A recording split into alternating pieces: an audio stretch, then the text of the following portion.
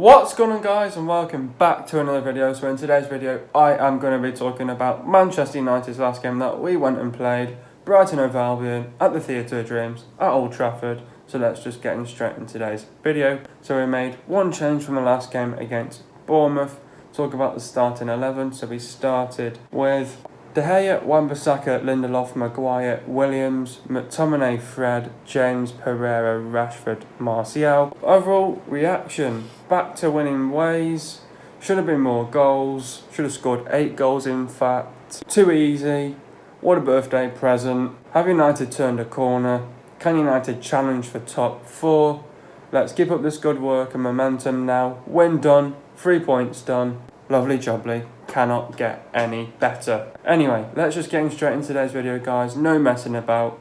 Firstly, what did I make of the performance? Firstly, the performance was just absolutely spot on. Absolutely fantastic. We needed to respond after losing to Bournemouth. We responded during the week in the Europa League against Partizan Belgrade. We won that 3-0. Then we had that confidence of coming into this game against Brighton. Coming into this game against Brighton was going to be a little bit tough, a little bit tricky, because they've got a very good manager, Graham Potter. Like I said in my last video, you've got to be careful what you wish for. But we beat them 3-1. This was so crucial to beat Brighton because we knew that we had to pick up the 3 points. We knew that if we won this game, we would have made up a load of places. And we have. We've made up 7 places through that win against Brighton Hove Albion. That's how massive that win was for us. We needed to win that game just going into international break. For us, it's a fantastic performance. It's brilliant. It's what we needed just going into the international break. And we're 7th now. We're not far behind now. I'll tell you what, if we start putting in more of these performances in, week in and week out, you never know. We could seriously challenge for the top 4. I tell you what, that performance out there was top notch. It couldn't get any better because, like I said, we had to win this game. We won this game. Fantastic from the players, it's just what you wanted. Overall, it was fantastic. The players come out in the first half and they gave it their everything. We knew that we had to fight from minute 1 to minute 90. It was like the same game against Partizan Belgrade. What we did was we created a load of chances. We just had to be patient for that first goal to come.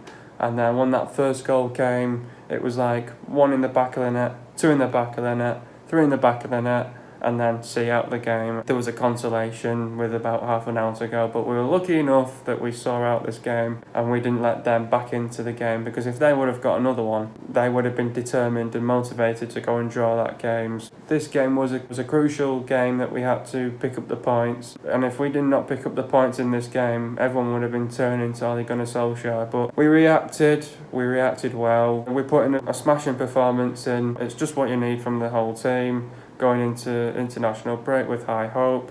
Brilliant, fantastic, can't get any better. We've just got to keep up this good work, this good momentum now. We don't want to let it slip. We've got to take it one game at a time. Don't get too carried away. We've got to take it one game at a time. Don't get too carried away. That's the message, really, and let's just take it one game at a time now. We're slightly improving now. We're making some good signs now. We're putting in some good performances in now. We're getting some good results now. Arsenal are now panicking. We're only 1 point behind them. They've got their own problems to fix. We just don't need to worry about the other teams around us. Go out there, enjoy your football, and let's go and pick up the 3 points. We've got it coming up tricky next month. It's going to be important next month to pick up a load of points as well. But the performance overall as a team was fantastic. We needed a big result like this. We've got that. We've put in a good performance. 3 points, win done. It's a shame that we couldn't get the clean sheet, and we move on now to Sheffield in 2 weeks now. The first half we were fantastic. We came out, we were on the front foot, we created chances, we were all around them. We gave them a tough time defensively as well. I think, is it Adam Webster or someone like that? He was injured, so I think that because obviously Lewis Dunk and Shane Duffy have not played together in a long time. So I think with Adam Webster being in the team, it probably gave it that balance. They're not used to playing together. They were obviously shaky at the back, weren't great at the back, and we just gave them a tough task at the back there. Created a load of chances on goal. We wrapped up the goals. The goals came. Obviously, fantastic goal by Pereira, put us in the lead. McTominay got us a goal, but it was an own goal. fantastic. Free kick by Fred. And then second half, Rashford scored a goal. Should have had more though, Rashford. It's fantastic, it's what we need. But yeah, first half we were absolutely fantastic. High press, playing with a high intensity, high tempo. We played aggressive, we were on the front foot, created a load of chances. Scored in our chances, we were clinical in front of goal. And when you have Martial, Dan James, Rashford all fit, we wrap up the goals. And it's going to be crucial to keep these players fit as well for next month as well. We're showing some good signs, we're improving game by game. We're just got to keep our heads up, don't let them slip and don't let that concentration go.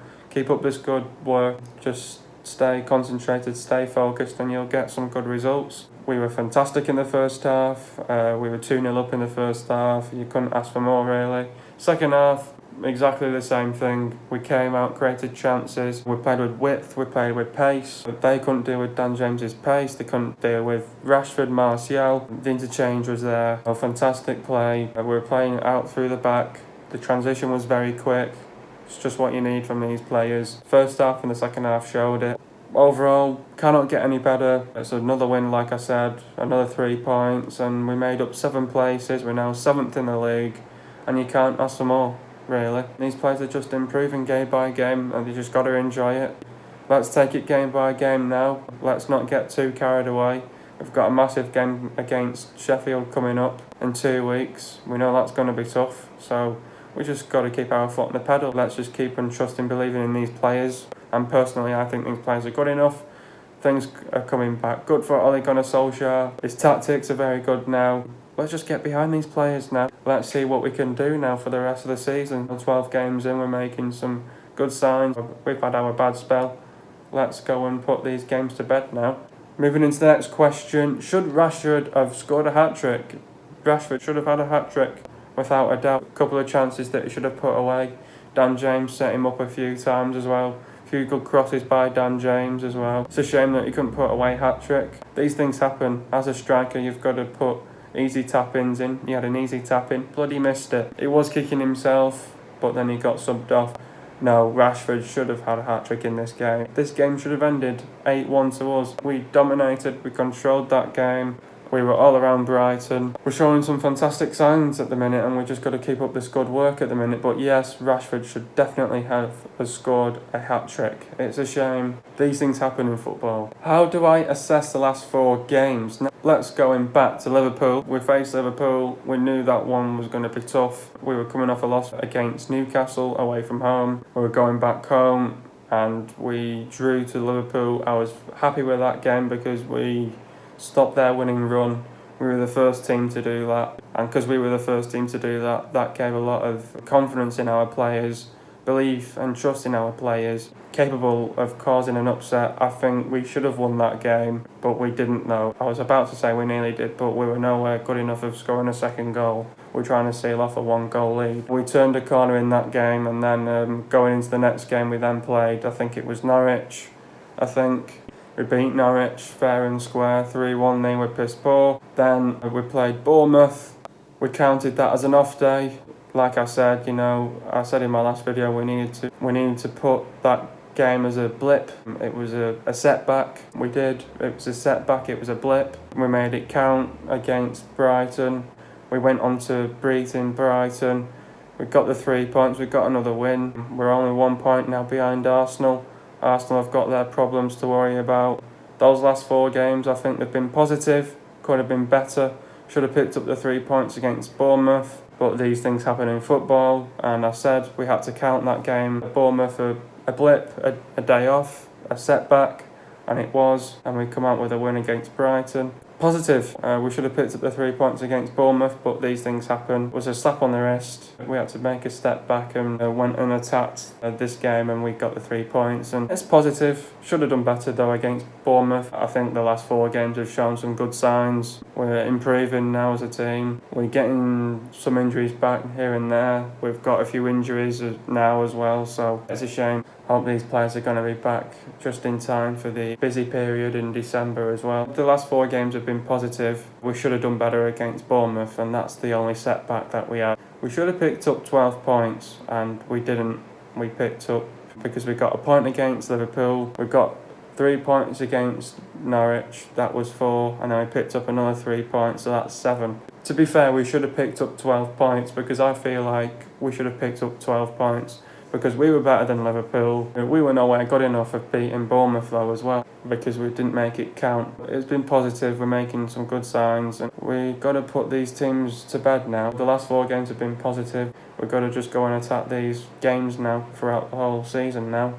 Have Man United turned a corner? We've definitely turned a corner. I think we've turned a corner since against Liverpool. We have done fantastic. We ended their winning run. It was tough to beat Liverpool. We drew to Liverpool. I feel like we should have beaten Liverpool. Yeah, we have definitely turned a corner. We've shown that. We definitely turned the corner in that Liverpool game. We were the first team to stop their winning run, like I just said then. But we definitely have turned a corner because we drew to them. We went and beat Norwich. Should have beaten Bournemouth. And then we beat Brighton. But we have turned a corner, yeah. We definitely have turned a corner. Can United challenge for the top 4? You know what? 12 games in. We're only in November. We have dropped a lot of points. But we've got to make these games from now to the end of the season count. We cannot be having setbacks. We cannot be dropping stupid points to stupid teams like the likes of Sheffield, Watford, Southampton. We cannot drop points like against these crap teams really. To me, I think we're good enough to challenge for top 4, you know. It's there. We probably know that who's going to be champions of this year. Liverpool. Liverpool have definitely won the league already. First place has already been taken. You're looking at 2nd, 3rd and 4th. 2nd could possibly be Leicester if they get lucky, but they've not had a bad spell yet. Chelsea, they're doing fantastic at the minute, but can they maintain that good momentum? Could they still get top 4? Then you've got City sitting 4th. You know, they've got their problems to worry about as well at the minute. They've got their defence to suss out as well because they've got Laporte injured. So they're struggling at the minute, City. And I think when we go and play City, I'm sure that'll be the right time to play them. I think the only games I'm worried about coming up against now, from now to the end of the season, is playing City, because I know that is going to be tough, and Liverpool at Anfield. And we all know what happened there last year as well. Top 4, we're about, how many points? I think, are we 9 points now? And I think that's worth 3 wins. It's just keeping up that consistency from now to the end of the season. And can we do that? I think we can. You never know, because we know that Ole Gunnar Solskjaer's the right man to take us forward. There was an interview that I watched with Mike Phelan, and he said we're an under-23s team, we're improving day in and day out. It's going to take us time, and hopefully we'll come back anyway and we'll start getting results. If we do, I'll tell you what, a good scrap for sure for top 4. You never know, you've got the likes of Tottenham and Arsenal struggling at the minute as well. I think it's going to be a good scrap for top 6 and top 4 as well. You never know. This is football. We could turn it around. You know, there's a lot of teams that have got to sort their problems out. Tottenham, Arsenal as well. We've just got to focus on ourselves, and you never know. If things come clicking again for us, and if all of a sudden we're close of getting top 4, you never know. And you never know in football as well, because we've already turned a corner. I think it's all about now keeping up that good momentum and just don't let it drop. Who is my man of the match? There was a lot of players in contention for my man of the match. Every player played absolutely well in this game. The likes of Williams, Fred, McTominay, Rashford, James, Martial. A lot of our players were outstanding in that game. But I think the one I have to give it to was fantastic on the day. Probably Brandon Williams, he was fantastic. He put in a good shift in his debut as well in the Premier League at Manchester United, at Old Trafford as well. He's one of my man of the matches, and I have to give it to Brandon Williams, and I have to also give it to Dan James as well. He was fantastic. It was his birthday. He deserved a man of the match as well, Dan James, because he put in a good shift in as well. Talking about the goals now. First goal, Fred passed it to Martial. Martial passed it to Pereira. Fantastic skill by Pereira. Pereira lost the ball cheaply, fell to Martial. Martial passed it to Pereira. Pereira shoots it, and it got deflected off the defender for 1-0. Second goal, Fred puts in a fantastic free kick. Maguire wins the header. There was a bit of a mess in the box. McTominay was the first to react, but in the end it was an own goal for 2-0. Third goal, Fred puts the ball through to Martial. The defender tried holding off Martial. Martial wins the ball back pretty easily. Martial passed it to Rashford, and Rashford shoots, comes off the bar and went over the line for 3. 1. Getting into the stats now, the possession for Manchester United was 42.7%, and for Brighton it was 57.3%. I was quite surprised with that stat, you know. Goals for Manchester United is 3, and Brighton scored 1 goal, obviously. Total shots for United, we had 21 shots, and Brighton had 6. Shots on target for United, we had 11, and Brighton only had 2 on target. Shot accuracy for Man United, 52.4%, and for Brighton, 33.3%. Shots inside the box for United, it's 13, and for Brighton, it was 4. Shots outside the box for United, it was 9, and for Brighton, it was 1. Total passes for Manchester United was 359 passes, and for Brighton, it was 483 passes. Quite surprised with that, because I thought Brighton had less passes than us. Pass accuracy for Manchester United, it was 79.9%, and for Brighton, it was 80.7%. They only did that by a small margin, but I feel like we had more passes than them. I don't think that stat's right, to be fair. Anyway, now getting into the substitutions, Pereira went off for Lingard. Talk about Pereira's performance. Got an awful lot of luck with his deflected goal, but was performing up until then and much more effective in the playmaker role. Lost dunk for the goal. Rushford went off for Green. We'll talk about Rashford's performance. Embarked on a Buckherian run at 0-0 that tested Matthew Ryan, but his runs were too predictable at times. He eventually scored and should have had more. Williams went off for Rojo. Talk about Williams' performance. An early duel at Aaron Connolly settled him down and looked utterly unfazed. His positioning was cowl at times, but confident on the ball. Next up, we have got Sheffield United. Sheffield are 5th in the table. This is going to be a tough game coming up for us. I'm hearing that it's a tough place to go, to Bramhall Lane. You know what, Sheffield, I have to take a massive shout out to Sheffield. They've surprised me so far. Are they good enough to get top 4? The team that they've got now, possibly not. They are shocking everyone at the minute. You know, being 5th in the table, they've been doing well coming up against some of the big teams, the likes of United, City, Liverpool, Tottenham, Chelsea, Leicester. They've been getting some good results against the big teams. They're a well-structured team, a well-set-up team under Chris Wilder. They're a fantastic team. They stick to their game plan and tactics. So coming into the game, they'll just stick to the game plan and the tactics. They know once they're probably 1-2-0 down, they probably tweak things here and there, but not too much though, because they keep men behind the ball. They stay to their game plan and tactics, like I just said then. Looking at them, they're pretty hard to break down. I watched them the other night against Tottenham. They're very compact. They're a unit. I think for them, it's all about togetherness as well. They're a very good team, well-balanced team. They show the real intent. They show that they're really up for games as well.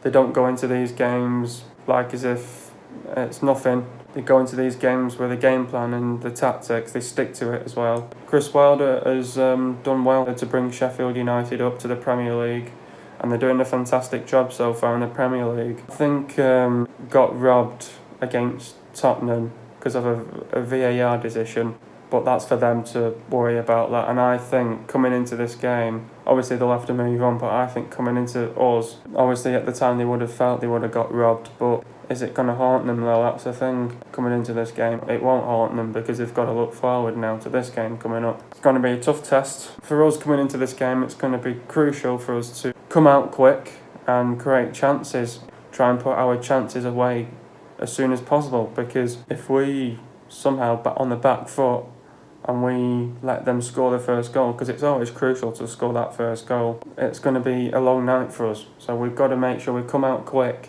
We've got to come in with a game plan and tactics as well, and we've got to stick to our game plan and tactics as well. So it's going to be important to really keep that concentration and keep focused in this game, because they will give us a tough time as well. They've got a well set up midfield as well. I've also forgotten to write down which players to look out for. There's a few now and there that I know. That Mossett, that striker, he's very lively as well. But some of their midfielders are looking very lively as well. So they don't come into these games to mess about. They're not there to be pissing around. They come with a game plan and they stick to the game plan. They try and upset teams. They've done well so far, you know. They've already drew to Chelsea 2-2. They got beat by Liverpool 1-0. They won against Arsenal 1-0.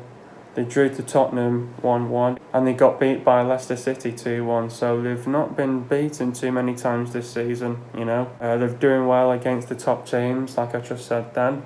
The last time they lost at home was to Liverpool on the 28th of September, so that's the last time they lost at home. It is going to be a tough game, but it's going to be so important that we come away in this game with the 3 points, because it's going to be crucial for us to pick up the 3 points. I know it's going to be a tough game, but this is a game where we've got to be physically, mentally ready on the day. We've got to come in with a game plan. We've got to come in with the tactics. Stick to it. They're going to be going for it. This is going to be their FA Cup final, I can tell you now.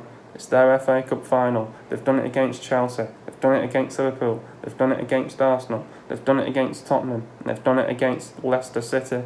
They give this their everything. It's their FA Cup final. Mark my words, this is their FA Cup final. And we have got to be up for this game. We've got to be ready for this game. Physically, mentally ready for this game. We've got to prepare well for this game. Stick to our game plan and tactics. These are a very good side as well. They can cause an upset as well. I can only see this game going 2 ways. This could be a draw or we could lose this game. Like I just said, we've got to come out quick. We've got to get on the front foot. Got to create chances early. We're coming up against Dean Henderson, who used to play for United, out on loan at Sheffield. It's got to be crucial for us that we come out quick, get on the front foot, play with a high intensity, high tempo, create chances and put our chances away. It's going to be so crucial that we have to do that in the early stages of the game, because if we don't do that in the early stages in that game, we're going to be in for a long night, and these will come at us. They'll come at us full force, full energy, aggressive, with high tempo. The defenders have got a lot to work for as well, so we've got to keep our shape as well. We've got to keep men behind the ball as well. It's going to be tough. It's going to be difficult. We've got a few injuries out as well. I'm hearing that Matic, Shaw, Tuanzebe, Dalot could be back for this game. McTominay's a question mark.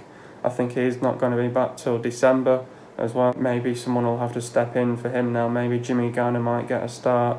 You never know. But the last time they lost at home was against Liverpool on the 28th of September, like I said. This will be the 7th meeting between Sheffield United and Man United. This will be the first time in over 12 years. And the last time we beat them at Brighton Hove Albion was on Saturday the 18th of November 2006. Sheffield lost 2-1.